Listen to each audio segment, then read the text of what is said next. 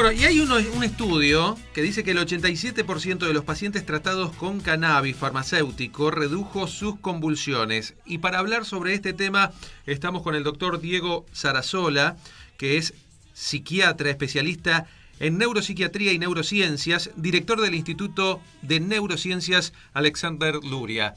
¿Qué tal? ¿Cómo estás, Diego? Buenas tardes. Cristian Romero te está saludando. Hola Cristian, ¿qué tal? Buenas tardes. Saludo a vos y saludo a toda la audiencia.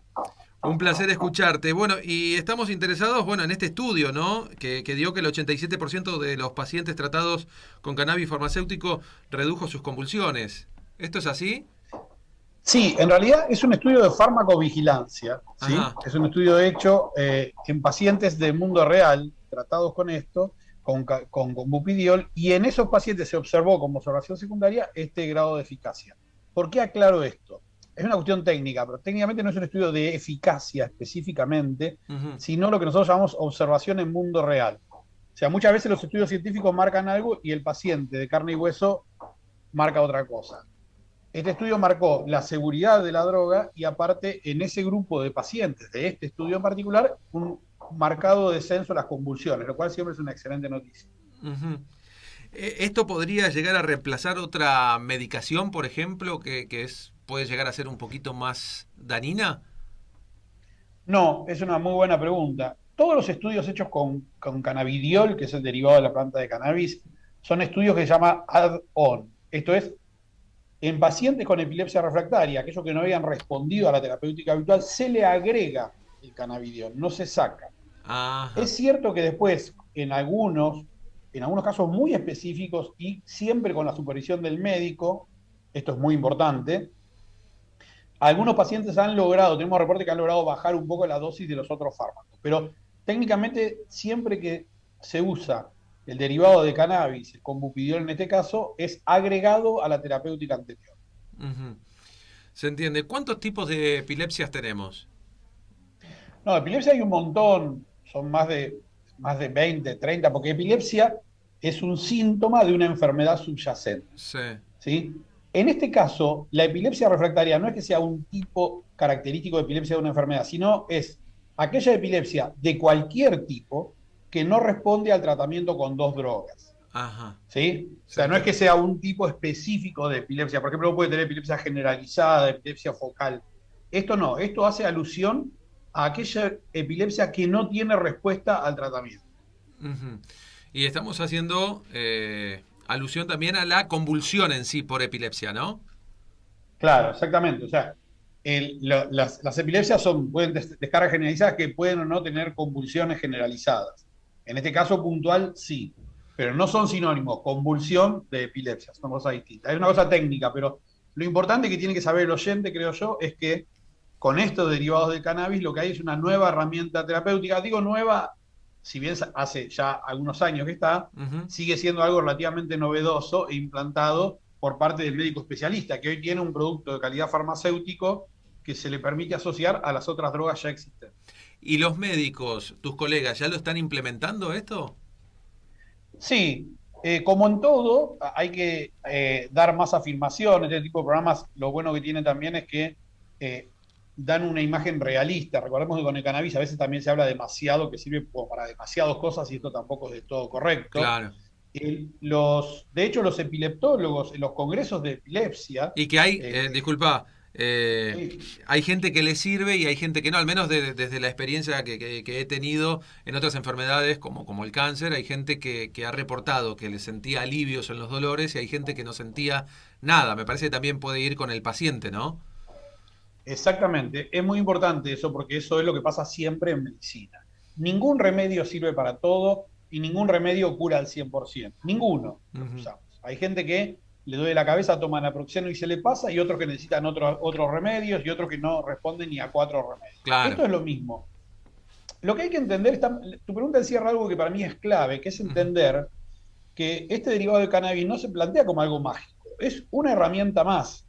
Lo bueno es que es una herramienta más que muestra mejor eficacia en algunos casos puntuales, Ujú. y entonces obviamente en esos pacientes que tenían 10, 20 convulsiones diarias, con todo lo que implica para el deterioro de la calidad de vida, es una gran noticia. Totalmente.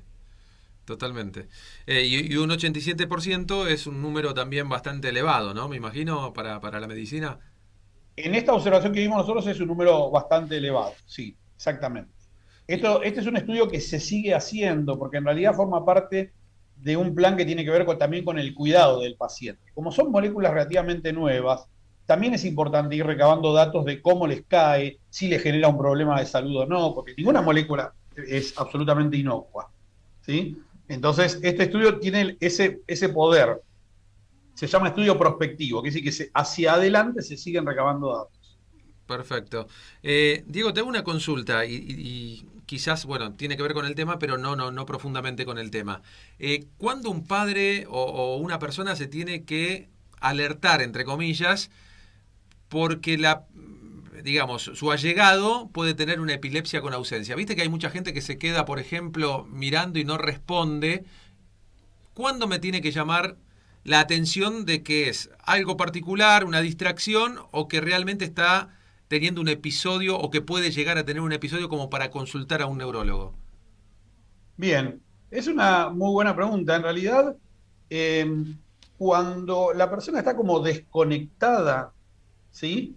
Y esto se repite y esa desconexión no responde inmediatamente, y es un cuadro que más de una vez se reitera, lo importante es que durante ese momento no tiene la conciencia del episodio. Por ahí es para hacer diferenciación. No es vos estás con una preocupación y, entre comillas, te colgaste y no le contestaste a la persona que está hablando con vos. Esta persona es como si le hubieran desconectado sin perder, o sea, sin dormirse, sin nada, y después retoma. En esos casos, yo siempre prefiero una consulta de más que una consulta de menos. O sea, esa vieja frase, ante la duda consulte a su médico, Sí. tiene cierto sentido, que es no dejar en manos de una persona que no conoce ni tiene por qué conocer el resolver ese tema. A veces hace que nos llenemos de... Es como cuando me preguntan, no sé, sobre cuándo una falla de memoria puede ser Alzheimer o no. Bueno, Claro. hay ciertas características, pero más allá de eso, ante la duda siempre consultar. Pero un dato que te decía es este. Sí. La desconexión es total y absoluta y no tiene la conciencia de esa desconexión. Ese es un dato importante. Perfecto. Hice hincapié en esto porque en otra especie de epilepsia, por ejemplo, con una convulsión te podés dar cuenta y esa quizás puede pasar un poquito más desapercibida, ¿no? Exactamente, es así. La otra es más llamativa, la llamada convulsión tónico-clónica generalizada, la del paciente que se cae al piso y todo. De paso aprovecho para decir, nunca introduzcan nada, es un mito que uno se traga la lengua, nunca introduzcan nada en la boca. Muy bueno. Esto es muy importante. Lo que hay que hacer en estos casos, digo, ya que estamos haciendo un poco de docencia, Por favor, sí. es simplemente al paciente hay que colocarlo en el piso, porque se puede caer de donde esté, ponerlo de costado por si llegara a vomitar para que no se aspire y sujetar la cabeza o algo para que no se golpee. Ajá. Nada más. No hay que introducir nada en la boca. El paciente, es imposible físicamente que uno se trague la lengua. Ajá. Esas cosas no hay que hacer. Que se la muerda hasta cortar, que eso también se había escuchado. Puede a veces morderse la lengua, pero es mucho peor el problema que uno tiene si empieza a meter elementos en la boca que eso. Lo más importante es que no se golpee, ni vomite, ni se aspire. Perfecto. Bueno, muchísimas gracias también por esa aclaración, por ese consejo que es muy útil para aquellos que están viendo y escuchando el programa. Diego, un placer hablar con vos. ¿Algo que quieras agregar? No, la verdad, muchísimas gracias. Una sola cosita, nada más Sí. vos dijiste algo y quedó un poco bollando y creo que es muy importante, vos me lo preguntaste. Sí. La comunidad médica ya está bastante al tanto de esto. Entiendo que a veces hay una corriente que empuja a los familiares a hacerse cargo de los temas de salud, pero son temas muy delicados. O sea, lo que hay que hacer es presionar, si se quiere, para que la gente tenga acceso a estos fármacos. Pero la decisión de cuándo dar, cuándo no dar y cómo monitorear siempre tiene que estar en manos de un especialista. Son patologías muy graves, son chicos que presentan a veces múltiples otras enfermedades, toman otros remedios. Entonces, aprovecho esta buena disposición tuya para también aclarar esto a la población. O sea, los médicos ya conocen esto, no siempre se aplica, hay indicaciones, hay contraindicaciones, hay efectos adversos como con cualquier droga. La buena noticia es que está al alcance ya un producto de calidad farmacéutica, que está estudiado, que no tiene contaminantes, y los médicos ya conocen de esto. Te agrego esto, los médicos ya conocen de esto y los médicos lo pueden indicar. Para, digamos, el paciente, ¿puede ser fácil conseguirlo? ¿O todavía hay complicaciones? No, o no debería haberlas, si no hay que hacer reclamos correspondientes, pero este producto ya está aprobado por ANMAT es una simple receta duplicada que hace el médico, ya conoce, no hay que hacer nada especial, nada particular, y en ese punto no habría nada, simplemente el uso indicado que es en epilepsia refractaria. Excelente, Diego. Muchísimas gracias por tu tiempo. Un placer hablar con vos. Contá con el programa para lo que necesites difundir, ¿eh? Bueno, ustedes también cuenten conmigo, para mí es muy importante siempre la docencia y sobre todo teniendo estos interlocutores. Muchísimas gracias. Muy amable, hasta luego. Así pasaba el doctor Diego Sarasola, que es psiquiatra especialista en neuropsiquiatría y neurociencias, director del Instituto de Neurociencias Alexander Luria. Muchísimas gracias entonces por el tiempo a Diego que nos brindó toda esta información muy útil para una gran parte de la población.